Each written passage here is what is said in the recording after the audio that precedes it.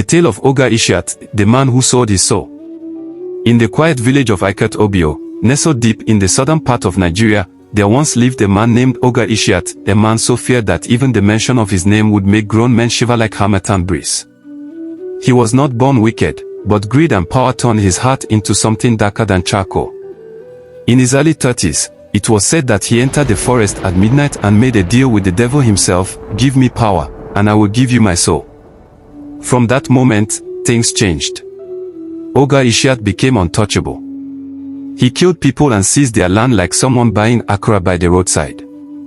If you had a beautiful wife, pray he never set his eyes on her, because he would come with a fake land dispute, and before you say yam porridge, you would be dead, and your wife would be his sixth. And as if that wasn't enough, Oga Itiat made himself a compulsory guest at every village ceremony.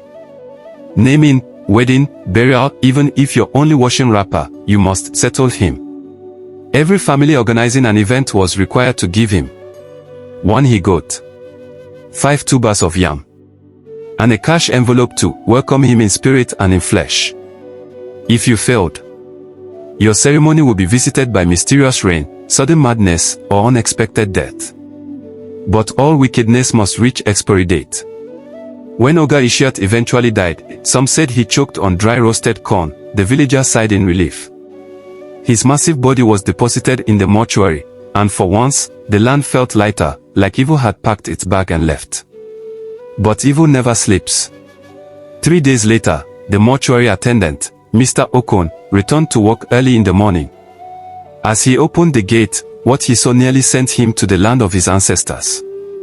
Dead bodies, over a dozen of them, were scattered all over the compound like forgotten laundry. Some were lying face up, some twisted like confused dancers. Mr. Okon's heart flew to his mouth.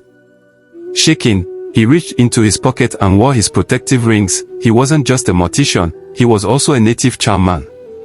He tiptoed into the hall. There, sitting calmly on the metal table like he owned the place, was Oga Itiat. Hands folded, eyes wide open, smiling. Oga Itiat. Mr. Okon gasped. Wetin happen? Why not only you dey inside?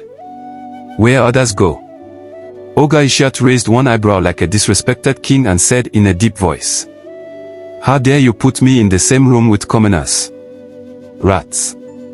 Did you forget I was a chief?" Okon didn't wait. He called the family immediately. "Please come and carry your chief before he turns this mortuary into another village."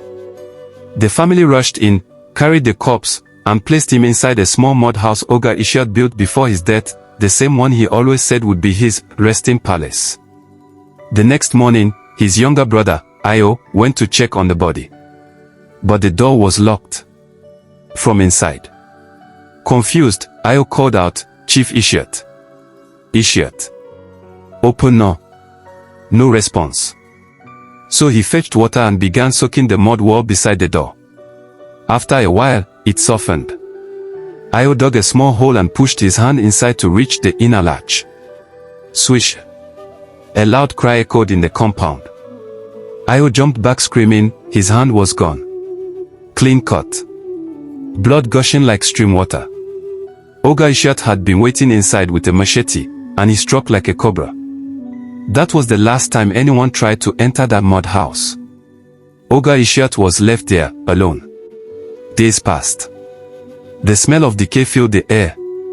People avoided the entire compound. Birds refused to perch on the roof. Even goats walked with caution when passing. Weeks turned into months. His body, untouched, slowly shrunk, decomposed, and eventually turned into a pile of bones. But villagers say on some moonless nights, a shadow still sits at the window of the mud house, watching. And if you pass too close, you might hear a voice whisper, "Where is my goat? Make I ask you small, who go there build near that compound now?"